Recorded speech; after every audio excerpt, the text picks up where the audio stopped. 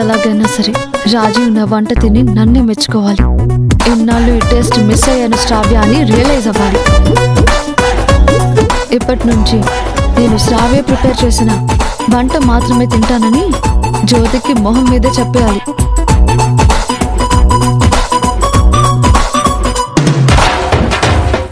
ఇదేదో పగటి కళ్ళు కంటూ కాళ్ళు నీడలు కొడుతున్నట్టుంది. ఒక విధంగా శ్రావ్య చేసిన వంట దొరిబాబు రుచి చూడటమే మంచిది. తర్వాత జీవితంలో తను చేసిన వంట తినడు.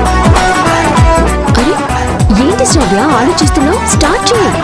నువ్వేమో ఆలోచిస్తున్నావో అది చెప్పు ముందు. నువ్వు తయారు చేసిన భోజనం మొదటి ముద్ద నోట్లో పెట్టుకోగానే దొరబాబు ఎలా మొహం పెడతాడా అని ఊహించుకుంటున్నాను. నేను అంతే. నేను చేసిన ఫుడ్ టేస్ట్ చేయగానే ఇంకా ఎప్పటికీ శ్రావ్య చేసిన వంటే తింటానని నీ మొహం మీదే రాజీవ్ చెప్పాలనుకుంటున్నాను. ఏయ్, ఎందుకు నవ్వుతున్నావు? నిన్ను నువ్వు చాలా ఎక్కువగా ఊహించుకుంటున్నావని నవ్వొచ్చింది. సరే అయితే రాజీవ్ జడ్జిమెంట్ అయ్యాక మాట్లాడదాం. Let's start. డన్.